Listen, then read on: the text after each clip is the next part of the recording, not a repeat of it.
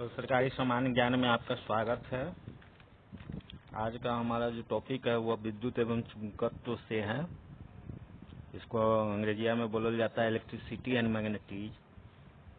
तो विद्युत ऊर्जा का एक स्रोत है। विद्युत ऊर्जा का महत्व यह है कि इसका रूपांतरण प्रकाश, उष्मा, ध्वनि आदि में सुविधा पूर्वक हो जाता है, जिसका उपयोग कर हम अपने जीवन को सुखमय बना लेते हैं।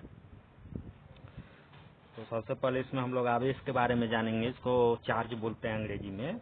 तो आवेश एक प्रकार का गुण है जो किसी वस्तु पर आ जाता है तो वह दूसरे आवेशित वस्तु को पर बल लगाने लगता है। यह बल आकर्षण और प्रतिकर्षण का हो सकता है। और आवेश जो है दो प्रकार का होता है। और आवेश जो उत्पन्न होता है वह इलेक्ट्रॉन के स्थानांतरण से उत्पन्न होता है। जब किसी वस्तु से इलेक्ट्रॉन हट जाता है तो उस पर धन आवेश आ जाता है, और जिस वस्तु पर इलेक्ट्रॉन जाता है उस पर ऋण आवेश आता है। तो आवेश जो सामान जैसे कि बताया कि आवेश दो प्रकार के होते हैं, धनात्मक आवेश और ऋणात्मक आवेश। इलेक्ट्रॉन के हटने से धनात्मक आवेश और इलेक्ट्रॉन के आ जाने से ऋणात्मक आवेश उत्पन्न होता है।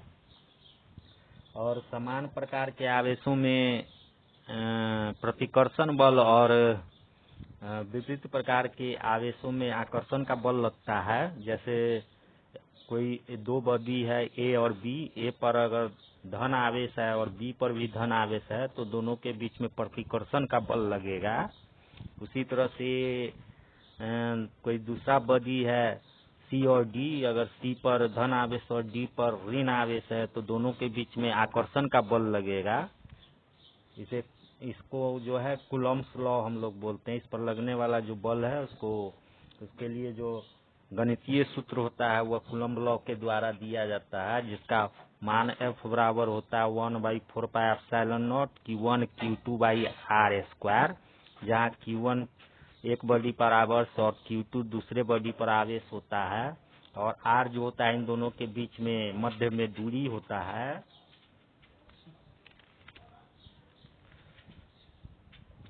और इसी तरह से हम लोग देख सकते हैं कि एक प्रोटॉन पर जितना धनात्मक आवेश होता है उतना ही ऋणात्मक आवेश एक इलेक्ट्रॉन पर होता है।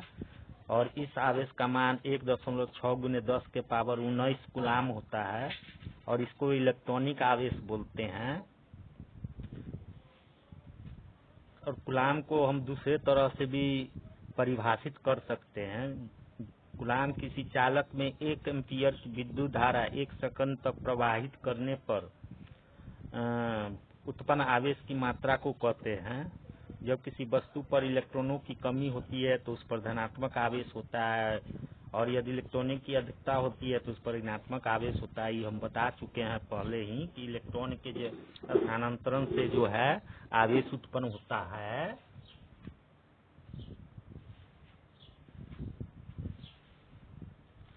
कुछ महत्वपूर्ण बात है कि किसी वस्तु के ऋणात्मक अथवा धनात्मक होने का तात्पर्य है कि उस वस्तु पर इलेक्ट्रॉन की अधिकता या कमी है। आवेश सदा द्रव्यमान से बद्ध रहता है, अर्थात द्रव्यमान के बिना आवेश का अस्तित्व नहीं हो सकता है, जबकि आवेश के बिना द्रव्यमान का अस्तित्व हो सकता है। जिन कणों का विराम द्रव्यमान शून्य होता है वे कण आवेशित नहीं हो सकते हैं, जैसे फोटान तथा न्यूट्रॉनों। तो यह एक महत्वपूर्ण बात है कि आवेश होने के लिए द्रव्यमान जरूरी है, लेकिन द्रव्यमान होने के लिए आवेश की जरूरी नहीं है। एग्जाम्पल के लिए हम बताया गया है कि जैसे फोटान और न्यूट्रॉनों का ये द्रव्यमान शून्य होता है, इसलिए इन पर आवेश नहीं होता है। इसी तरह से हमने बताया कि समान आवेशों के बीच प्रतिकर्षण का बल तथा असमान माने विपरीत आवेशों के बीच आकर्षण का बल होता है।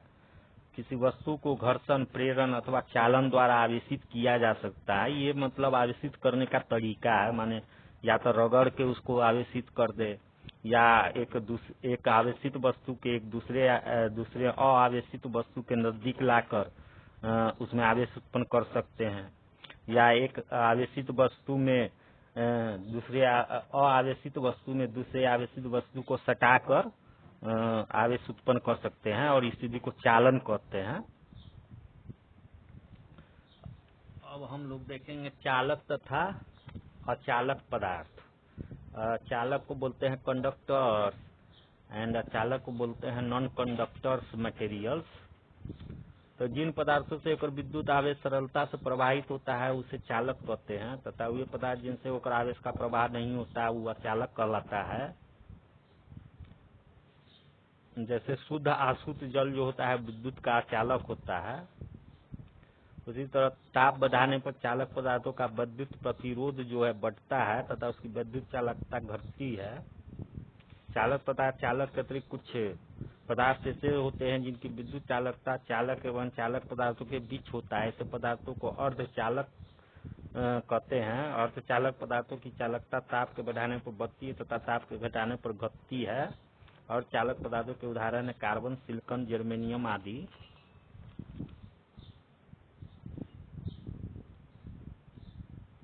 परम शून्य में ताप पर अर्धचालक पदार्थ आदर्श अचालक की भांति व्यवहार करता है। अर्धचालक पदार्थों में अशुद्धियां मिलाने पर भी उसकी विद्युत चालकता बढ़ जाती है। अब हम लोग देखेंगे आवेश का पृष्ठ घनत्व, सरफेस डेंसिटी ऑफ चार्ज। किसी पृष्ठ के एकांक क्षेत्रफल पर उपस्थित आवेश की मात्रा को आवेश का पृष्ठ घनत्व कहते हैं। मतलब इसका फॉर्मूला हो गया, इसको जो है सिग्मा से निरूपित करते हैं। तो सिग्मा बराबर हो जाएगा Q by A. Q charge होता है और ए एरिया हो गया, सरफेस एरिया। तो उसको सरफेस आवेश का पृष्ठ घनत्व कहेंगे। इसी तरह से रेखीय आवेश का रेखीय घनत्व भी होता है। किसी दिए गए रेखा पर या लाइन पर जितना चार्ज होता है उसको हम रेखीय घनत्व कहते हैं, आवेश का रेखीय घनत्व। तो आवेश का रेखीय घनत्व को लैम्डा से निरूपित करते हैं और लैम्डा बराबर हो जाएगा क्यू बाई एल, जहाँ क्यू जो है वो है आवेश और एल जो है लंबाई।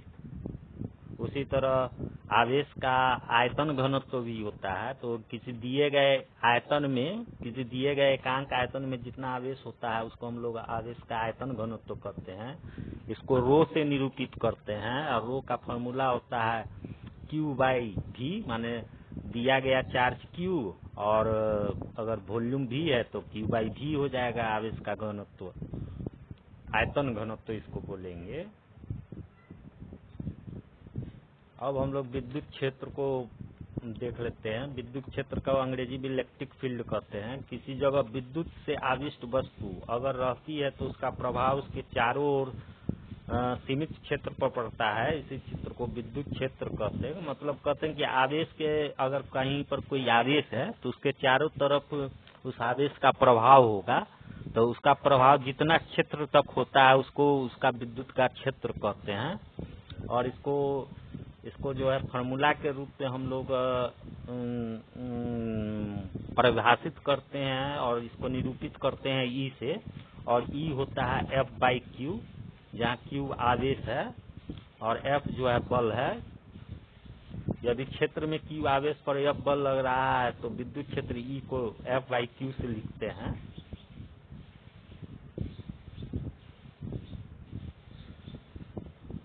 अब हम लोग देखते हैं विभवांतर। एकांक आवेश द्वारा चालक के एक सिरे से दूसरे सिरे तक प्रवाहित होने में किए गए कार्य को ही दोनों सिरों के बीच विभवांतर कहते हैं। V = W/Q किया गया कार्य बटे प्रवाहित आवेश। विभवांतर का मात्रक वोल्ट होता है। यदि दो बिंदुओं के बीच 1 कूलाम आवेश प्रवाहित करने में किया गया कार्य 1 जूल हो तो उन बिंदुओं के बीच विभवांतर 1 वोल्ट होता है।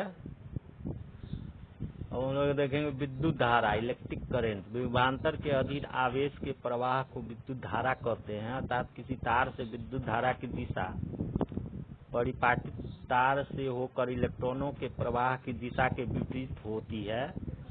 इसका SI मात्रक एम्पीयर होता है तथा इसे एमीटर से मापा जाता है। और धारा जो है 2 प्रकार का होता है विद्युत धारा। डिस्क धारा, इसको डायरेक्ट करंट कहते हैं। किसी परिपथ में धारा एक ही दिशा में बहती है तो उसे डिस्क धारा कहते हैं। और दूसरा होता है प्रत्यावर्ती धारा, अल्टरनेटिंग करंट। यदि धारा की दिशा लगातार, धारा की दिशा एवं उसका मान भी लगातार बदलती रहती है उसे प्रत्यावर्ती धारा कहते हैं। तो ये सब हम लोग जान गए। अब एक है विद्युत वाहक बल। ऐसा स्रोत जो विद्युत प्रवाह हेतु आवश्यक ऊर्जा की पूर्ति कर सके विद्युत वाहक बल का स्रोत कहलाता है। विद्युत सेल एक ऐसी युक्ति है जो किसी परिपथ में आवेश के प्रवाह के लिए आवश्यक ऊर्जा प्रदान करता है। विद्युत सेल के अलावा डायनेमो, तापयुग्म, प्रकाश विद्युत सेल, पाइजो विद्युत स्रोत आदि विद्युत वाहक बल के स्रोत है। विद्युत वाहक बल तथा विभवांतर में अंतर यह है कि विद्युत वाहक बल परिपथ में ऊर्जा की वृद्धि को तथा विभवांतर विद्युत ऊर्जा के ह्रास को व्यक्त करता है।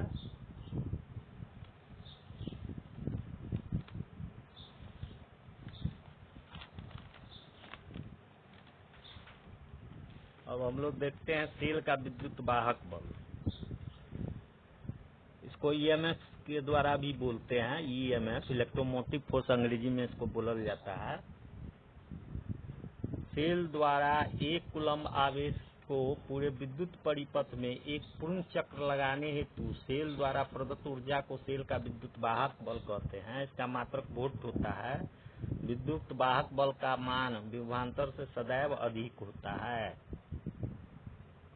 कुछ सेल के विद्युत वाहक बल इस प्रकार से हैं, जैसे सीसा संचायक सेल का जो विद्युत वाहक बल होता है 2 वोल्ट होता है। और इससे जो अगर 6 सेल वाली बैटरी बना ले, जैसे कार बैटरी हो गया, तो उसका जो विद्युत वाहक बल होगा वो 12 वोल्ट होगा। उसी तरह से शुष्क सेल का जो होता है विद्युत वाहक बल 1.5 वोल्ट होता है। लेक्लांसे सेल का भी 1.5 वोल्ट होता है। डेनियल सेल का 1.8 वोल्ट होता है। वोल्टियर सेल का 1.08 वोल्ट होता है। तो ये सब कुछ सेल सब है प्रकार का, और उसका विद्युत वाहक बल जो था वो बता दिया गया। अब हम लोग विभवांतर के बारे में थोड़ा अच्छा से जानते हैं। विभव के अंतर को विभवांतर कहते हैं, अर्थात एकांक आवेश द्वारा चालक को एक सिरे से दूसरे सिरे तक प्रवाहित होने में किए गए कार्य को ही दोनों सिरों के बीच अंतर को कहते हैं। इसका मात्रक वोल्ट होता है और उसका फॉर्मूला होता है, विभवांतर को V से निरूपित करते हैं तो V जो होता है W/Q के बराबर होता है, माने कार्य बटा प्रवाहित आवेश। सेल का आंतरिक प्रतिरोध, internal resistance of a cell. विद्युत धारा के मार्ग में सेल के अंदर आने वाले प्रतिरोध को सेल का आंतरिक प्रतिरोध कहते हैं। यह सेल में प्रयुक्त घोल की सांद्रता तथा सेल के इलेक्ट्रोडों के बीच की दूरी तथा उनके क्षेत्रफल पर निर्भर करता है। प्रतिरोध, रेसिस्टेंस किसी चालक पर लगाए गए विभवांतर तथा चालक में प्रवाहित विद्युत धारा के अनुपात को उस चालक का प्रतिरोध कहा जाता है। तो रेसिस्टेंस को R से निरूपित करते हैं और इसको फॉर्मूला गणितीय सूत्र के रूप में R=V/I के रूप में लिखते हैं, जहाँ V जो है विभवांतर है, चालक के सिरों के बीच विभवांतर, और I जो है उस चालक में प्रवाहित धारा। तो इस फॉर्मूला से हम प्रतिरोध को व्यक्त करते हैं। प्रतिरोध का जो SI मात्रक होता है वो ओम होता है।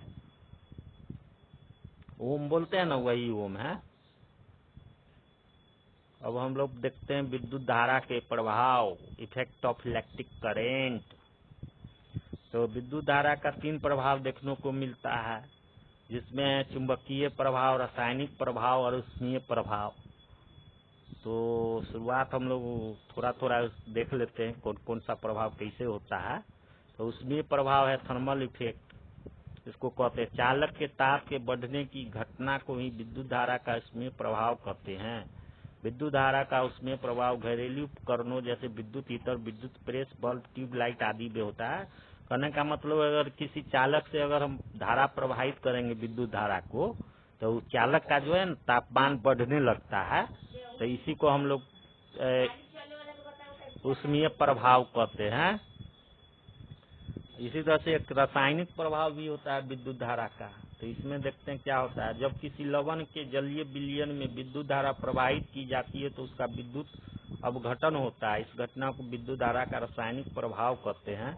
जैसे विद्युत लेपन, इलेक्ट्रोप्लेटिंग जिसको कहते हैं, और विद्युत मिश्रण, इलेक्ट्रोटाइपिंग भी इसी प्रभाव के कारण मतलब इसका प्रभाव का प्रयोग किया जाता है। कहने का मतलब है कि कोई अगर रासायनिक पदार्थ है, विलयन है, अगर उसमें विद्युत धारा प्रवाहित करेंगे ना तो उसका जो विलयन जो है घटित हो जाता है। माने कुछ पदार्थ उसका एक जगह जमा हो जाएगा, दूसरा पदार्थ एक दूसरे जगह जमा हो जाता है। तो इस घटना को हम लोग कहते हैं मतलब विद्युत धारा का रासायनिक प्रभाव बोलते हैं, केमिकल इफेक्ट बोलते हैं।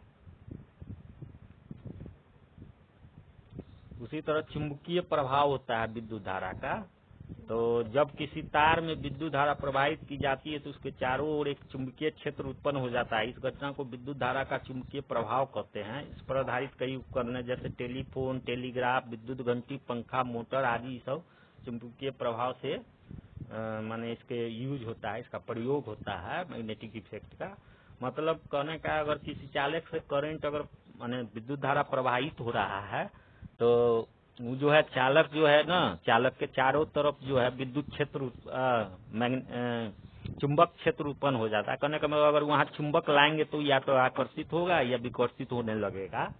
तो इस तरह का जो प्रभाव होता है ना उसको हम लोग चुंबकीय प्रभाव कहते हैं विद्युत धारा का। तो इसका मतलब अध्ययन तो बहुत इसको माने विस्तृत रूप से तो जानना नहीं, इसलिए हम लोग थोड़ा थोड़ा जान रहे हैं। अब हम लोग देखते हैं विद्युत सेल, इलेक्ट्रिक सेल। विद्युत सेल में विभिन्न रासायनिक क्रियाओं से रासायनिक ऊर्जा को विद्युत ऊर्जा में परिवर्तित किया जाता है। विद्युत सेल में धातु की 2 छड़ें होती है जिन्हें इलेक्ट्रोड कहते हैं। इन छड़ों पर विपरीत प्रकार के आवेश उत्पन्न होते हैं।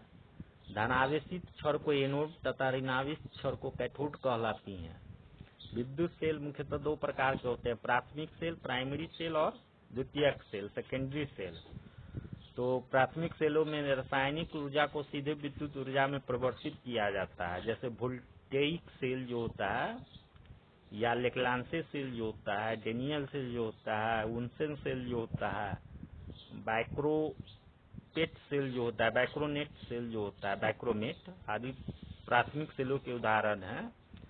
टार्च में भी प्राथमिक सेलों का प्रयोग किया जाता है। टार्च में प्रयुक्त सेल सूक्ष्म सेल होते हैं जो लेक्लांसे सेलों के समान होते हैं। तो सेल का भी कई प्रकार है, लेकिन सबका जो मेथड हुए है रासायनिक मतलब रसायन का इस प्रकार से उसमें प्रयोग करते हैं न कि एक प्लेट पर धन आवेश उत्पन्न हो जाता है और दूसरा प्लेट पर जो है न ऋण आवेश उत्पन्न हो जाता है।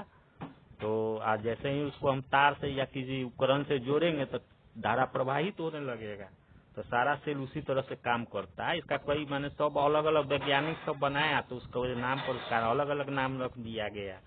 जैसे वोल्टाइक सेल है उसको वोल्टा नामक वैज्ञानिक ने बनाया, लेक्लांसे सेल है उसको लेक्लांसे ने बनाया था। तो इसी तरह से कई लोग बनाया, तो उसी के नाम सब पर जो जो थोड़ा थोड़ा चेंजिंग करके, केमिकल का चेंजिंग करके, उसका बनावट का चेंजिंग करके मतलब उस सेल को बनाया।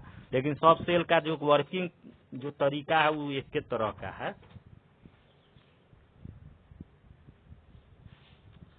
और उसी तरह से द्वितीयक सेल भी होता है। द्वितीयक सेल में पहले विद्युत ऊर्जा को रासायनिक ऊर्जा और फिर रासायनिक ऊर्जा को विद्युत ऊर्जा में परिवर्तित किया जाता है। मतलब वो चार्ज होने वाला जो सेल सब होता है, बैटरी सब होता है, उसी को कहते हैं न। विद्युत ऊर्जा से उसको पहले चार्ज कर दिए और तब उसको उसी से पंखा चलाएं या टीवी चलाएं या फिर कार में यूज किए। तो इस तरह का जो सेल सब होता है उसको द्वितीयक सेल कहते हैं। तो जो भी माने चार्ज होने वाला सेल है, हम लोग जो लोकल भाषा में जानते हैं चार्ज होने वाला सेल, तो वह सब द्वितीयक सेल है। उसमें मतलब डायरेक्ट उसको हम लोग यूज नहीं करते हैं, पहले उसको चार्ज कर लेते हैं और फिर तब पहले विद्युत देकर उसको क्या करते हैं, विद्युत एनर्जी को रासायनिक ऊर्जा में परिवर्तित करते हैं, फिर रासायनिक ऊर्जा का प्रयोग करके उसको विद्युत ऊर्जा में बदल देते हैं। तो ये द्वितीयक सेल हो गया। मोटर कार में बैटरी की वोल्टेजता समान 12 वोल्ट होती है तथा इसकी धारिता को एम्पियर घंटा में व्यक्त करते हैं। देखो द्वितीयक सेल का जो उपयोग है वो मोटर कारों, ट्रकों, ट्रैक्टरों आदि के इंजनों को स्टार्ट करने में किया जाता है। मोटर कार बैटरी की तो हो गया। वोल्टीय सेल अब देखते हैं, वोल्टाइक सेल जिसको बोलते हैं।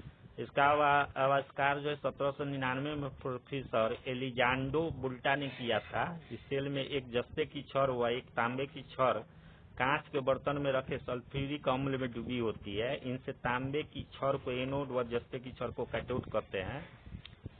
इसमें विद्युत बाल का मान 1.08 होता है। तो वही मेथड है, बता दिए कि 2 प्लेट रहेगा, एक प्लेट को एनोड कहेंगे, एक दूसरे को कैथोड कहेंगे।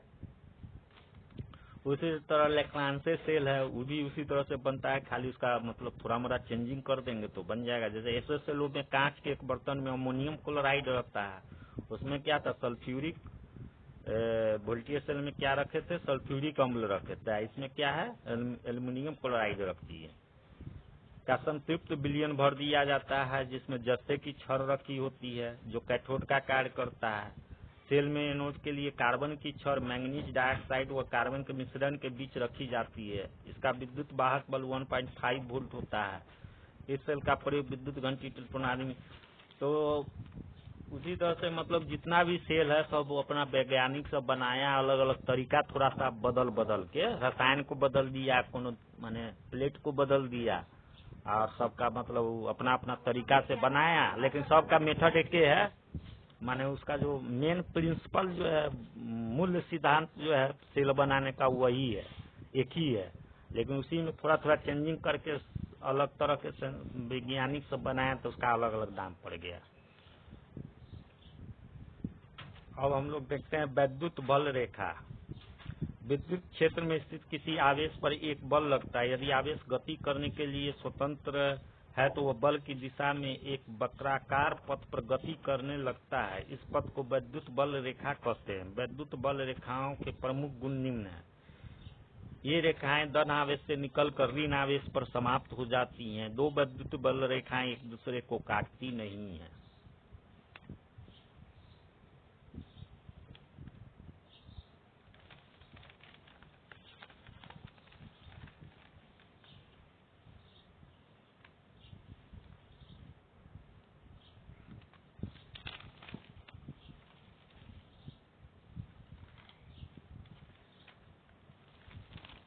अब है कि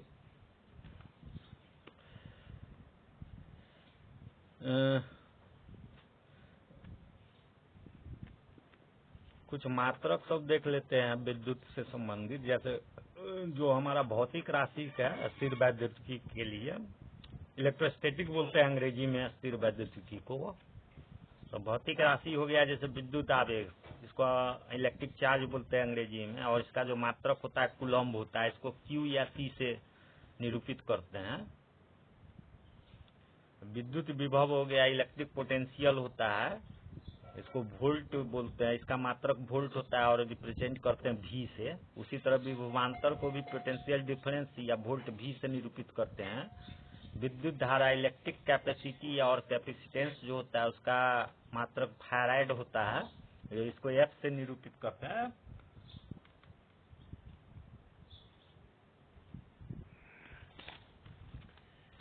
उसी तरह विद्युत धारा में जो होता है, देखो ये आवेश अगर स्थिर रहेगा तो उसको स्थिर वैद्युतिकी कहते हैं। अंग्रेजी में एकरा बोलल जाता है इलेक्ट्रोस्टेट। माने आवेश अगर स्थिर है एक ही जगह पर फिक्स है, तो आवेश अगर मूव कर रहा है, चल रहा है, तो उसको बोलते हैं विद्युत धारा। अंग्रेजी में इसको इलेक्ट्रिक करेंट बोलते हैं। करेंट माने धारा होता है, तो माने इलेक्ट्रॉन चलने लगा तो उसी का नाम पड़ गया इलेक्ट्रिक करेंट। इलेक्ट्रॉन क्या है, आवेश है, तो आवेश चलने लगा तो उसका नाम पड़ गया इलेक्ट्रिक करेंट। तो इससे संबंधित कुछ भौतिक राशि सब है, उसका मात्रक सब देख लेते हैं। जैसे विद्युत धारा है पहिल का, इलेक्ट्रिक करंट इसको अंग्रेजी में कहते हैं, इसका मात्रक एम्पियर है, रिप्रेजेंट करते हैं ए से। उसी तरह विशिष्ट प्रतिरोध है, स्पेसिफिक रेसिस्टेंस और रेसिस्टिविटी है, इसका जो मात्रक होता है ओम मीटर होता है, ओम मीटर। उसी तरह प्रतिरोध है, रेसिस्टेंस बोलते हैं अंग्रेजी में इसको, ओम इसका मात्रक है, ओम के द्वारा इसको निरूपित करते हैं। विद्युत चालकता है, इलेक्ट्रिक कंडक्टिविटी, इनवर्स ओम होता है इसका मात्रक, इसको महो भी बोला जाता है। 1/ओम को जो है ना महो बोला जाता है, उसका उल्टा होता है, ओम का उल्टा। और एक दूसरा मात्रक भी है सीमेन, जिसको बोलते हैं, इससे निरूपित करते हैं विद्युत चालकता को। उसी तरह विशिष्ट चालकता, स्पेसिफिक कंडक्टिविटी और कंडक्टेंस जो है उसको पर ओम पर मीटर बोलते हैं, माने उल्टा ओम 1/ओम बटा 1/मीटर को हम लोग बोलेंगे, इसका मात्रक होगा, या इसको महो पर मीटर भी बोल सकते हैं और सीमेन मीटर भी बोल सकते हैं। उसी तरह विद्युत शक्ति जो है इलेक्ट्रिक पावर, इसको वाट के द्वारा निरूपित करते हैं और इसका जो मात्रक है वाट है, इसको डब्ल्यू से निरूपित करते हैं। तो ये सब हो गया। तो इसके आगे अब हम लोग दूसरा चीज सब देखेंगे अगले क्लास में।